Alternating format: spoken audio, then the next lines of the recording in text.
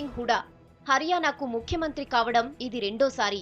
నమ్మి రెండోసారి CM post అప్పగించిన హైకమాండ్కు వీర విధేయుడు హుడా. దీంతో నరేంద్ర మోడీ హవాకు హర్యానాలో బ్రేక్ వేసే బాధ్యతను హుడాపై పెట్టింది కాంగ్రెస్ హైకమాండ్.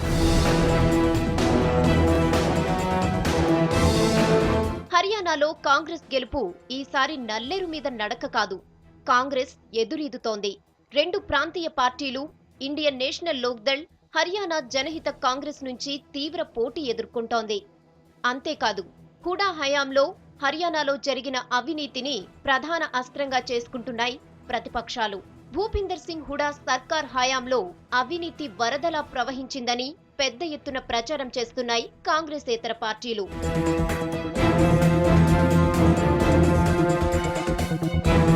కాంగ్రెస్ అభ్యర్థులను గెలిపించుకోవడం కోసం కాలికి బలపం కట్టుకుని రాష్ట్రమంతటా తిరిగారు ముఖ్యమంత్రి హుడా.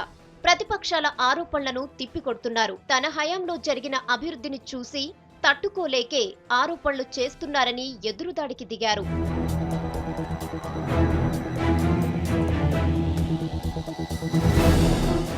ఈ ఎన్నికల్లో హర్యానా జనహిత కాంగ్రెస్ తో పొత్తు పెట్టుకుంది భారతీయ జనతా పార్టీ.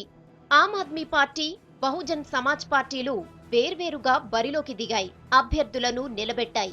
బీఎస్పీ కూడా పోటీ చేస్తోంది. సంప్రదాయ దళిత ఓట్ బ్యాంక్ పైనే పూర్తిగా ఆధారపడింది బీఎస్పీ.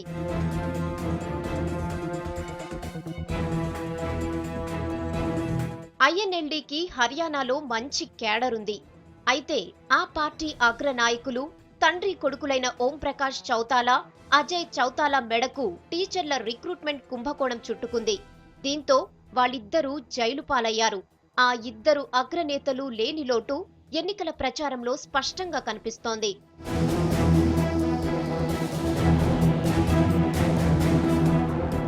హర్యానాలో మొదటి నుంచి బీజేపీకి పెద్దగా క్యాడర్ లేదు, పేరున్న నాయకులు కూడా లేరు.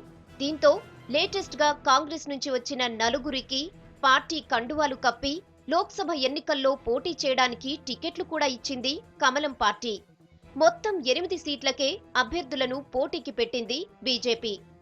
హర్యానాలో మొత్తం ఓటర్ల సంఖ్య 1,60,00,000. వీరిలో 3.5 లక్షల మంది తొలిసారిగా ఓటు హక్కు పొందిన యువతీ యువకులు. అభ్యర్థుల తలరాతలను మార్చే సత్తా ఈ యువ ఓటర్లకుంది.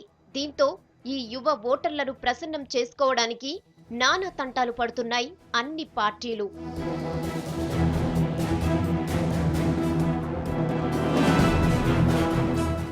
మొత్తానికి ప్రతిపక్షాల ముప్పేట దాడితో ఉక్కిరిబిక్కిరవుతున్నారు భూపిందర్ సింగ్ హుడా.